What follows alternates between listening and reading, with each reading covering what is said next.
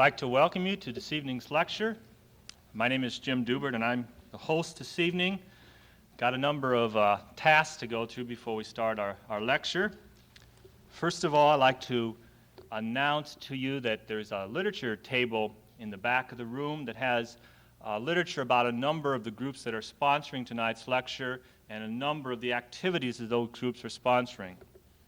I'd like to explain to you that tonight's lecture is a joint effort. It's a joint effort of the Iowa State University Lectures Committee, which is funded by the governor and the student body, of the Ames Peace Network, which is a local peace coalition here in Ames, of the Mobilization to Save the Heartland, and of the Catholic Student Center.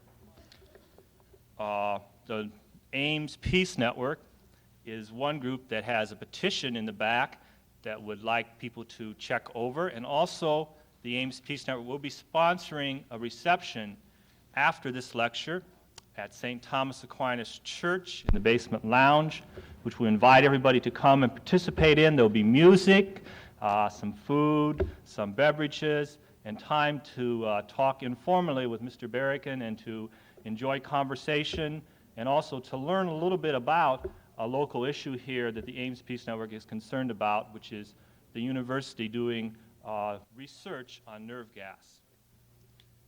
The other group that I'd like to mention a little bit about, because you probably haven't heard about it, is the Mobilization to Save the Heartland.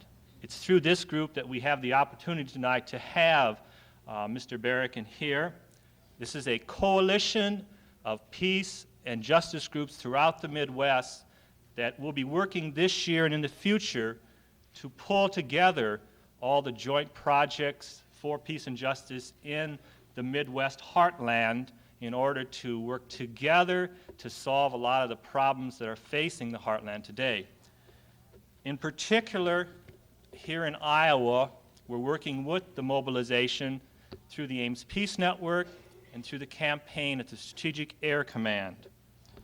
I'd like to call your attention to the fact that in the back at the literature table there's a lot of good information about the Heartland and about the projects that it's undertaking and about the activities that people here in Ames and in Iowa can get involved with as far as working for peace and justice and working for a lot of the things that Mr. Barrican will be speaking of tonight.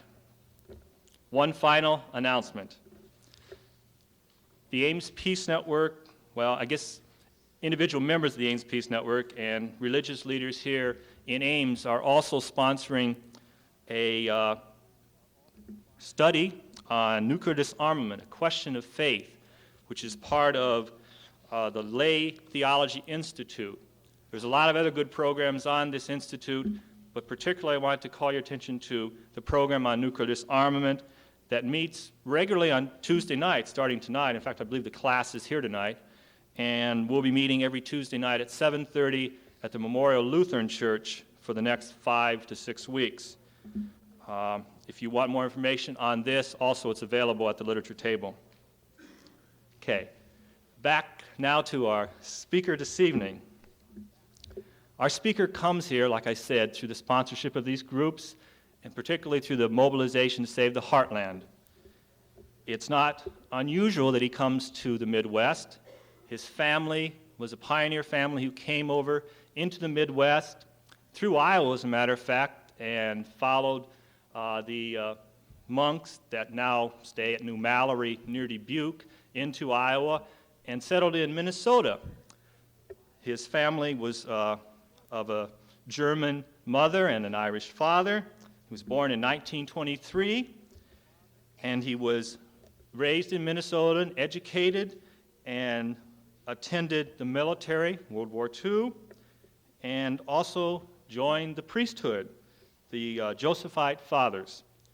Through the Josephite Fathers, he worked in the civil rights movement in this country for many years and struggled for justice for black people and for all races, for a more peaceful coexistence between races. Of course, he is most well known for his activities in the peace movement during the Vietnam War, particularly his activities to stand out and to resist the Vietnam War through acts of nonviolent civil disobedience and Christian witness. Those acts resulted in his imprisonment and in his witness to a number of people about the power that civil disobedience can cause. He'll be addressing that tonight, and also will be addressing his activities the last few years. After the Vietnam War, he continued his efforts for peace and justice by being involved in the anti-nuclear movement. Particularly, he helped to found and now is a member of a resistance community in Baltimore, Maryland, called Jonah House. Through the efforts and the work in Jonah House, he has witnessed at the Pentagon and a number of other nuclear facilities, and most recently was involved with his brother, Dan Berrigan, and 6 other people in a nonviolent witness at a missile plant in Pennsylvania.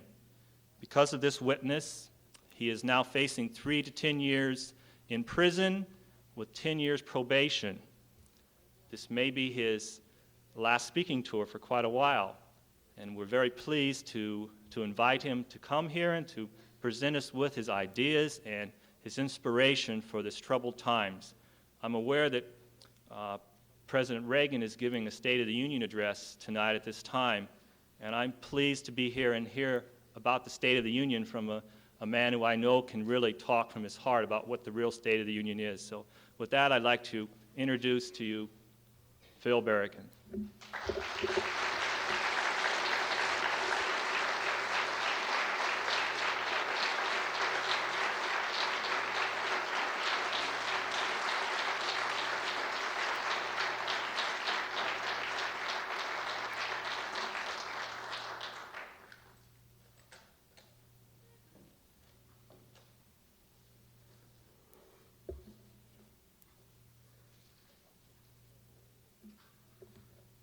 Thank you for the privilege of being with you.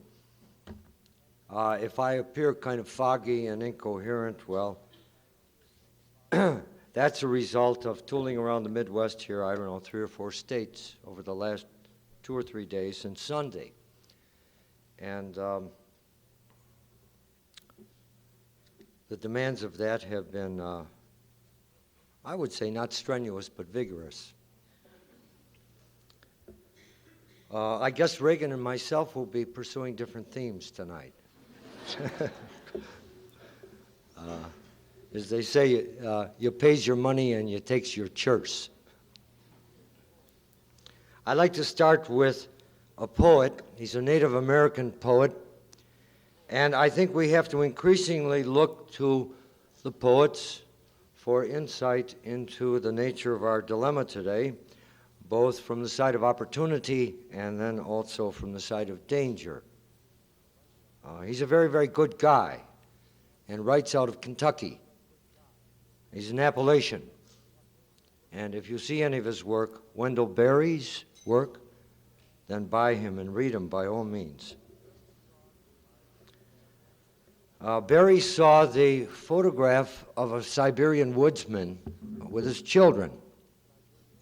And that photograph reminded him of his own family.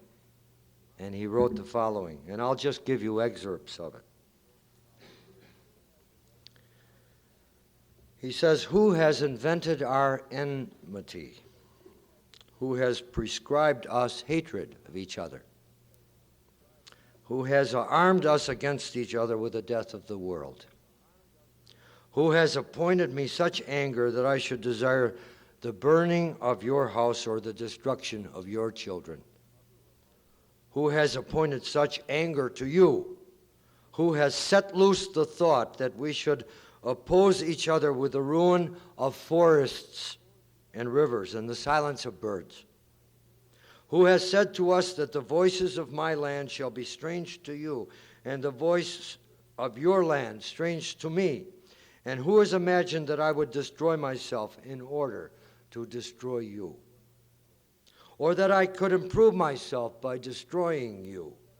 And who has imagined that your death could be negligible to me now, that I have seen the pictures of your face?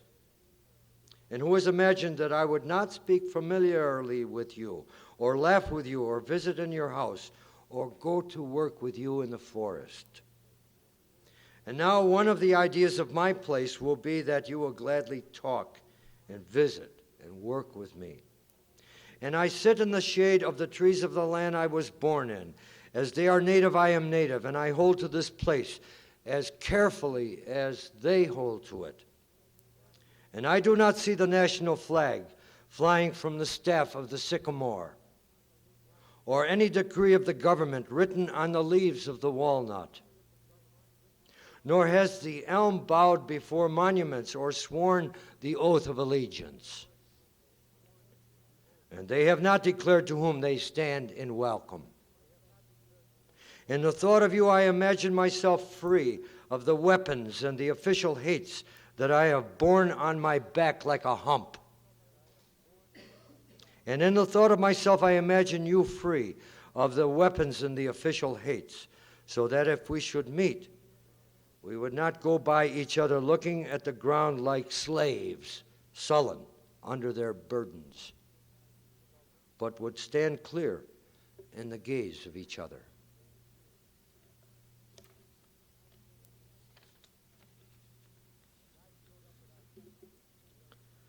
A guy showed up at our sentencing from Yale University, and he's a very good man, and he's a psychiatrist, and he's an expert on the consequences of the bombing, the American bombing of Hiroshima and Nagasaki in 1945. And his name is Robert J. Lifton. Very good guy. A guy with vision and a guy of continuity and stamina, and a guy of continuing and worthwhile work. Last couple of years, Lifton has been running around Europe, and the object of his efforts there was to interview the Nazi doctors of Auschwitz, with a purpose, of course, and that is to gain insight as to the nuclear psychosis in this country. And he intends to parallel a series of interviews of politicians and generals and general war makers here in this country in order to instruct us as to the psychic damage, the spiritual damage we have done by pursuing this mad course over now 36 years.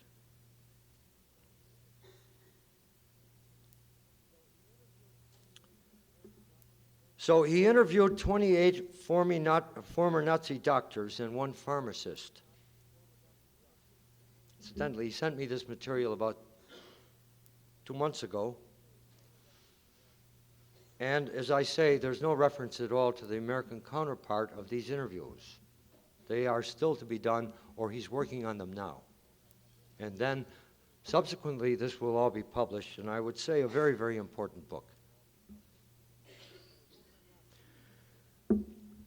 These former Nazis, most of them SS people, were surprised by, first of all, the invitation to talk. And then they surprised him by their willingness to talk, to explain themselves, to justify themselves.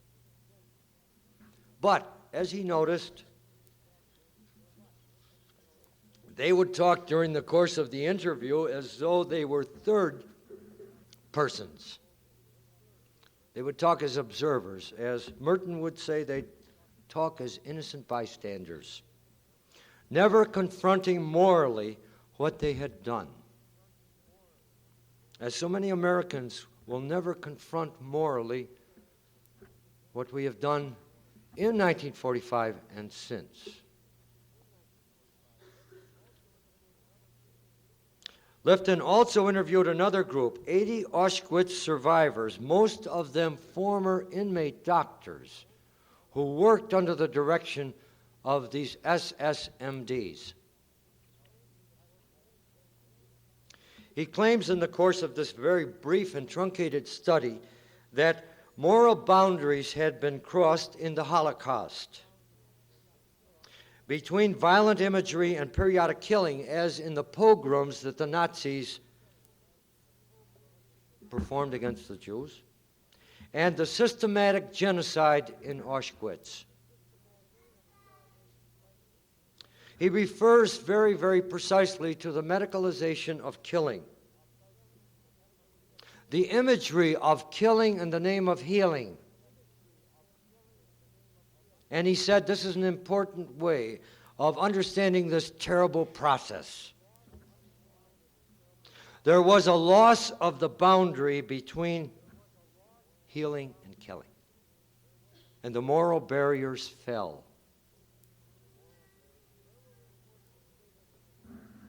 There were reports of sadism and viciousness with the Nazis, and there were a great deal of both.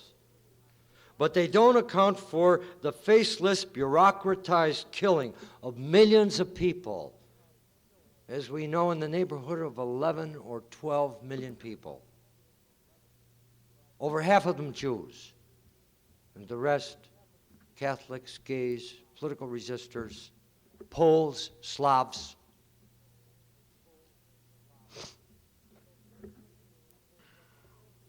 So killing with these people was a therapeutic imperative.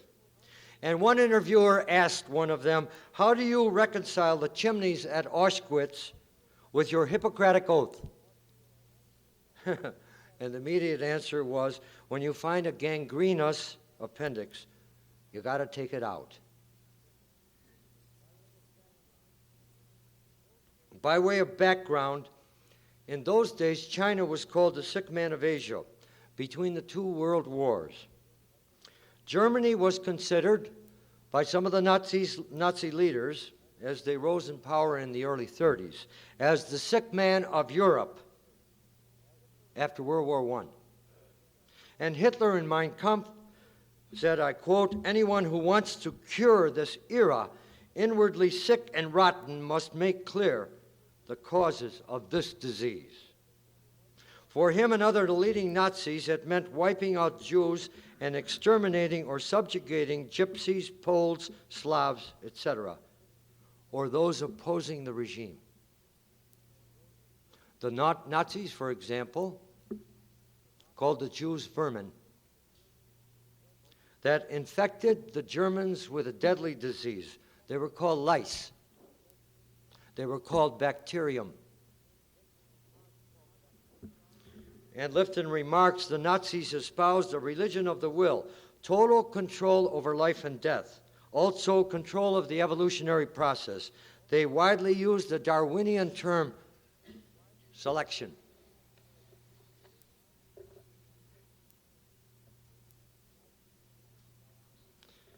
This Nazi regime was a biocracy, based on theocracy, but with one important difference.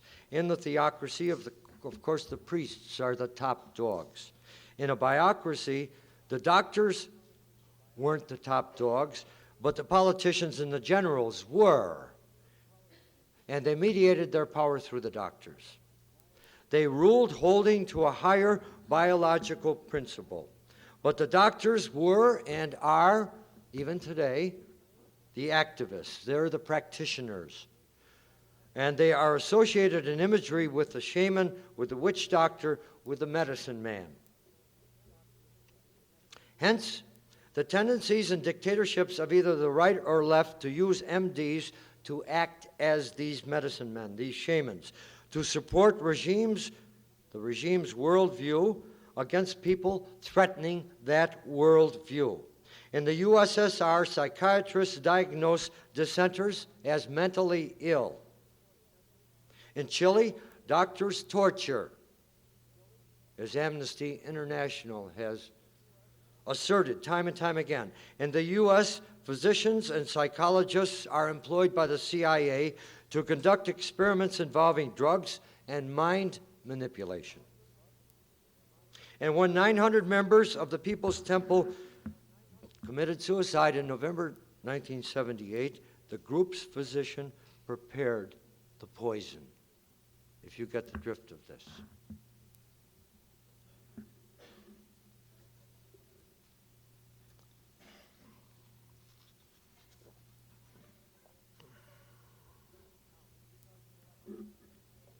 Now, as regards selections, or the omega point, it was a final common pathway of the Nazi vision of therapy via by means of mass murder. The MDs, the doctors, these SS doctors, were a gatekeeper between two worlds, that of the dead and that of the living. The MDs were not tried at Nuremberg for selections in these inmate populations, but for experiments, even though greater significance was attached to selections. The MDs made initial large-scale selections of Jews at Birkenau. For example, they marked for death the old people, the children, the women with children, and they received a fate of gas pellets. They were immediately killed. And then you got into a camp like Auschwitz or like Dachau or Belsen or some of the others. Another form of selections took place. They thinned out, that is to say, they killed the weak to be replaced by stronger new arrivals. And another form of selections took place in the medical blocks. And they were the centers of triage, as they say, where people supposedly sick were to be treated for their diseases, and yet were killed. They were given considerable responsibility for the entire killing process, for the choosing of victims, for the physical and psychological mechanisms of the process, and for the general equilibrium of killing and work function in the camp. Because the work had to go on, and slave labor went on, and the killing went on. And there had to be a balance between the two maintained.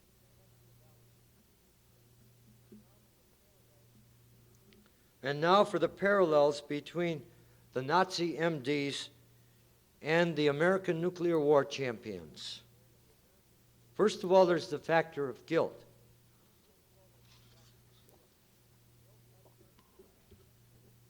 Guilt had to be repressed. And in some cases, the guilt, very painfully repressed, would erupt. The Nazis sometimes, under guilt, committed suicide. The Americans, weapons specialists, war workers, military personnel, sometimes quit. It's important to remember, I suppose, that every human being involved in a deadly process, whether that one or this one, is going to be burdened with a terrible residue of guilt. And somehow this has to be resolved. It has to be tapped off. It has to be understood, comprehended, worked through, what have you. The next parallel would have to do with ideological fragments. Most Nazis, or most Americans, are not ideological fanatics. But most nonetheless believed enough of this or that fragment to serve the state in this deadly area. The Nazis believed that the Jews required a solution, or that Germany needed the Nazis for revitalization. The Americans believed that communism, that is Soviet communism, if you want to call it that, actually it's state capitalism, and capitalism here in the West cannot coexist, or that our decline rests upon Soviet expansion or parity in the arms race. In both cases, the fragment or fragments are enough for loyalty to the regime and service there. Deadly service. The next factor would be a contradictory sense of themselves as physicians, or in the case of the Americans, as bishops, as doctors, as lawyers, as politicians, as scientists, as technicians, etc. The Nazis would do anything to preserve their identity as doctors, referring to this or that famous inmate as her professor from Prague or Budapest. And they had these famous Jews serving underneath them, of course, as inmate doctors. And they would say with a great deal of pride, "This is my colleague who headed the medical school in Prague," thereby preserving their own identity as a doctor. Or they would work on pioneer experimentation, or they would set up special laboratories. The Americans would rationalize by dusting off the just war, for example, as Cardinal Cook recently did. Or the government, they will say, and here I'm speaking of a physical scientist, the government will sponsor real research if I work on weapons or biological warfare. I'll be rewarded with the latitude and the money for real research, my own real humanitarian pursuits. Or you should see the sons of bitches waiting in line to take over my job. And that is a very, very common rationalization at a place like the Pentagon. I even heard an assistant secretary of defense say that. He said it to me in 1967. And this man was a devout Roman Catholic, and he was operating under McNamara in those days. And myself and another priest went to his house one evening in order to regale him about his role. He was Assistant Secretary of Defense for Logistics towards Indochina. He's a very, very good guy and a sincere man. But that was his rationalization, his main one. Some worse bastard is going to get my job if I quit.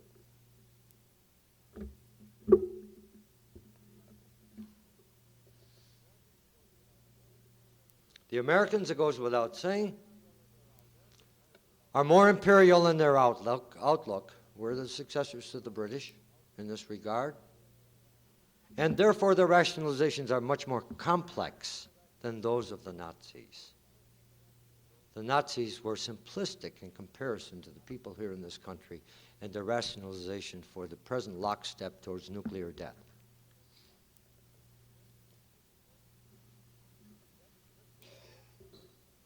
Next, Lifton spoke of psychic numbing,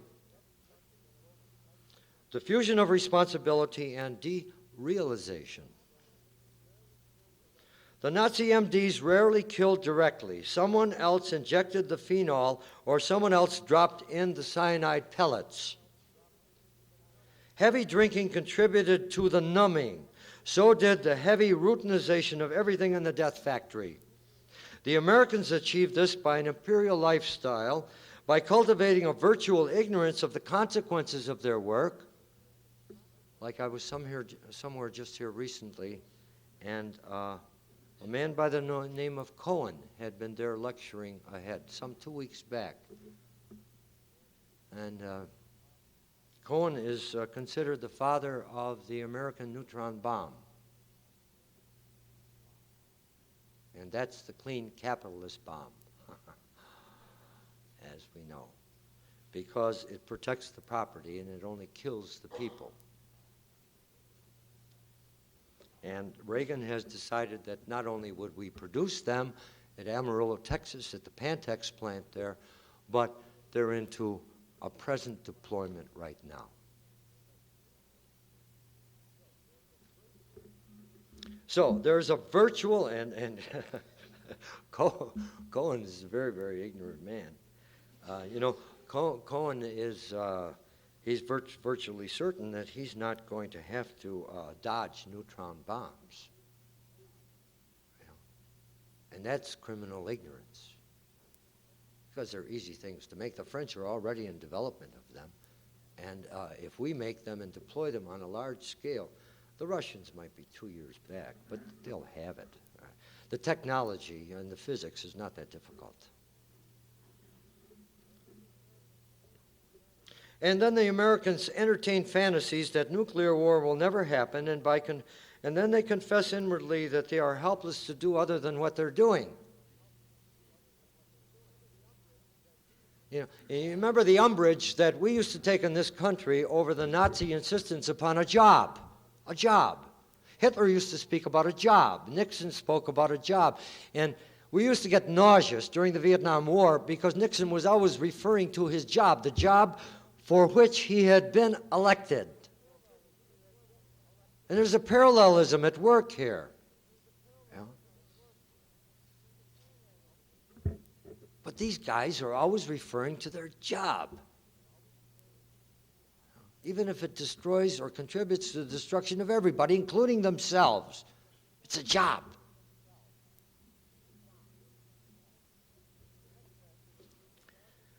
The next factor would be a bizarre construction of meaning. Lifton says that we are such meaning-hungry creatures that we will stamp meaning on anything we do. The Nazis joked with secretaries, they exchanged courtesies with colleagues, they go out drinking together, they connived against their enemies, they blamed their victims, like the Jews or the Gypsies or the DPs or the Catholics. But the Americans construct an even more elaborate set of meanings. At the Pentagon, and I've been there rather consistently for the last 6 years, business is always as usual. A certain decorum is observed. Euphemistic language is proverbial and overworked. They speak of collateral damage. It helps with the abstraction. They speak of hardware. They speak of defense. They even changed the logo at the river entrance. It used to be the Department of War. Now it's the Department of Defense. Whereas solidly we have been at either active war of the conventional sort or war making since December 7th, 1941, Pearl Harbor. And yet now it's the Department of Defense. Bizarre construction of meaning. So these extensive set of mythologies are referred to for authority, for doing what they're doing. Next, the factor of omnipotence. The SSMDs made life and death decisions, contributing to the impressions of power and invulnerability, which protected them from the same deadly fate. The Americans share the impression of omnipotence, especially scientists and politicians. Where scientists would say, I helped develop a weapon that can kill 9 million people in 22 minutes, like a 10-megaton weapon dropped over the Big Apple in southern New York State, the metropolitan area there. An airburst would wipe out 9 million people, in excess of 9 million people, within the president, even to when he sleeps. And Haig, with that wild, kind of mad face and with the popping eyes, assured the American public that everything was safe, and he had control of that box. Deadly serious stuff.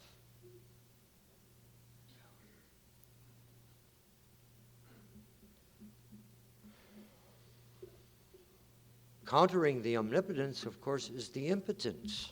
The impotence.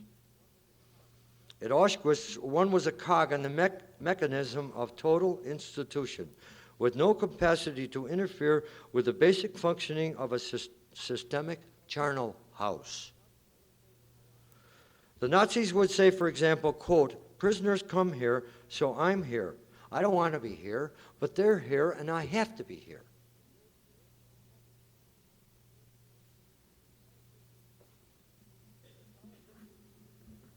With politicians, missileers, war workers, and I've referred to this before, the job is the mechanism for renouncing responsibility and for fending off a sense of guilt. The war workers up at Electric Boat Company, Groton, Connecticut, which produces not only our fast attack subs, but also the whole Trident line, beginning with the USS Ohio, would say, hey, look, Jack, don't hand me another leaflet, you know. They're paying me $7.95 an hour for welding in this dump here. You know, I owe my life to the bank. My house and my car is mortgaged, and I got 2 kids in high school. What the hell do you want me to do? It's a variation of the Nazi theme, whereby you avoid responsibility for the work that you're doing on a hull that will carry 408 warheads, which can never be used without the death of the world. And you're welding that damn hull inside of Electric Boat Company, and maybe doing a bad job of it.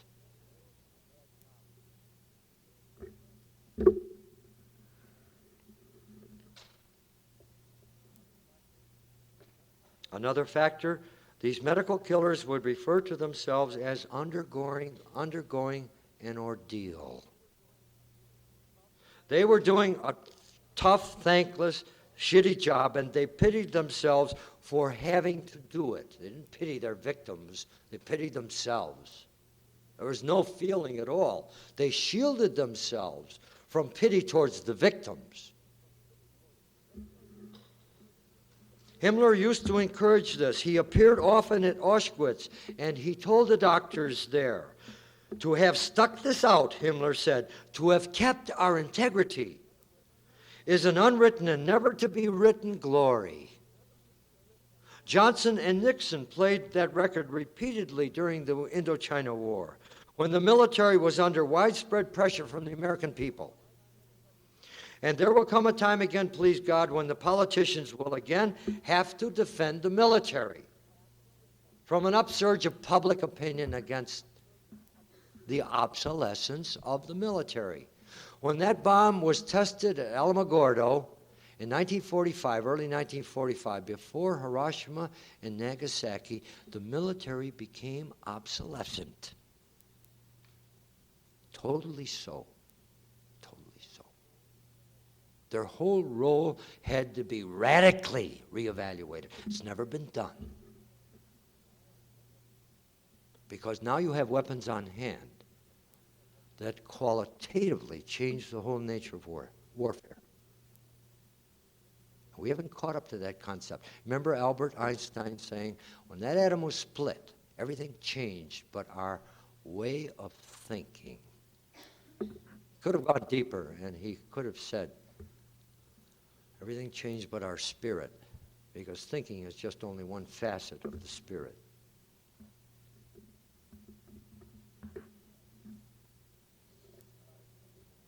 In the meantime, when we go down to the Pentagon and keep the law by breaking the law there, employees often snarl at us, we're defending your right to be here.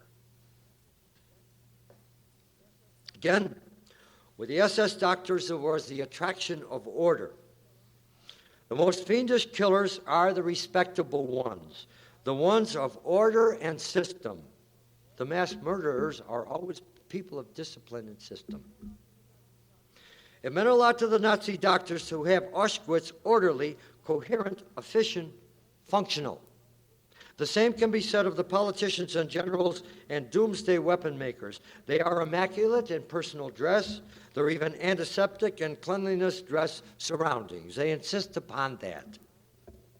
Plant number 9, where GE makes the Mark 12A, our foremost reentry vehicle, one of the best guidance systems ever developed. That plant is new, well-groomed, it's hyper-orderly. The Pentagon boasts of cleanliness, order, efficiency. The setting for death promotion must be clean and attractive and efficient as a mask for its utter criminality. It's important to remember. You got to sterilize the crime. It's part of the stick-up. You got to sterilize it, and you got to give it a veneer. You got to paint it over so it doesn't look like what it really is. And then there's one last factor, one last element here, doubling, within which all the others operated. It included splitting various elements of the psyche so that one could participate actively in the killing and remain tender in one's relationships, at home and with colleagues. And more than splitting, it meant creation of 2 autonomous selves. And that's the danger, because we're not supposed to have 2 autonomous selves. One is not supposed to be a healer and a killer in one person. It can't be without terrible attrition. Ideology, Lifton claimed, provided the bridge. The revitalization of Germany by the Nazis that gave common psychic ground to the prior self and to the Auschwitz self. Experts have told me, vis-a-vis the Americans, that death work in the military or the Pentagon or the think tanks or the war centers was often conducive to drug use, alcoholism, marital breakup, because there wasn't this common psychic ground to act as adhesive between the 2 selves created. Perhaps with us Americans, the ideology is weaker. Perhaps our friends don't believe deeply enough in Americans' championship of the free world.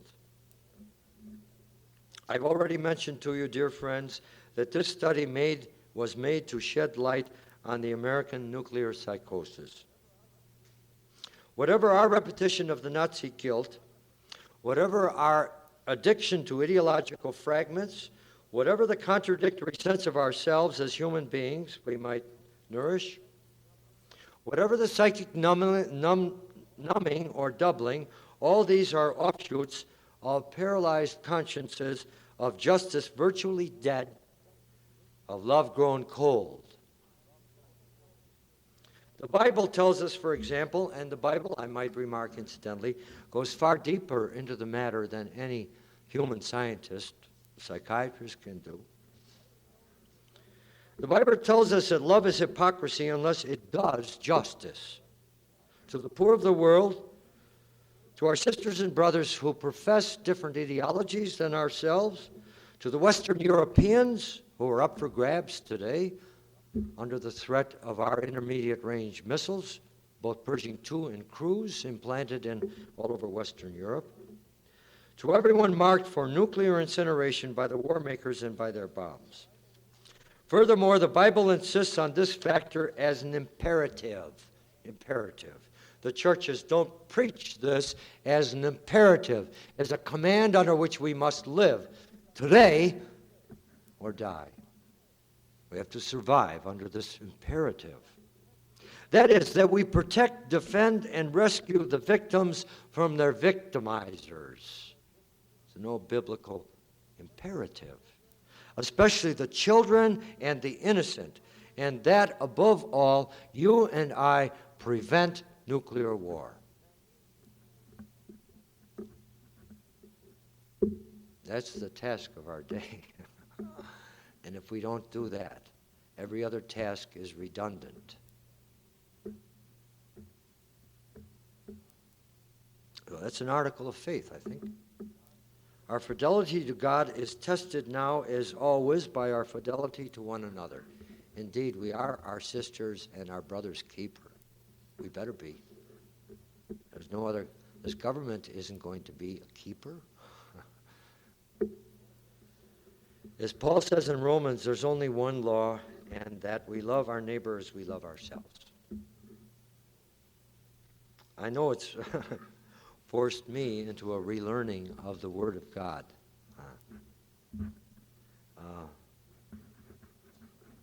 Maybe you look upon it the same way. Some recent highlights of the nuclear madness. And at the root of this is everything Lifton talked about vis-a-vis the Nazis, which needs to be applied in this country in order to understand what we face. Between the superpowers, we have 50,000 warheads. This country alone possesses over 35,000. We can overkill the Soviet Union 40 times, and they can overkill us approaching 20 times. Comparing number one or discussing primacy and overkill is like debating 160 million deaths against 230 million. Once it starts, there's clearly no defense and there's no victor. Reagan's 5-year plan of $1.5 trillion for war, or over $300 billion annually, is now estimated as costing another $750 billion, bringing it to a total for the next 5 years of $2.4 trillion, or nearly $1/2 trillion annually. That will bring preparations for nuclear war to over $1 billion per day, it will cost this country, or in the neighborhood of $5 military tax daily for every woman, child, and man in the country. And as I often try to remind friends around the country, what's the sense of paying for the prospect of your own suicide? There isn't much. That's where the insanity kind of strikes or digs in, and where it hits in the concrete individual lives.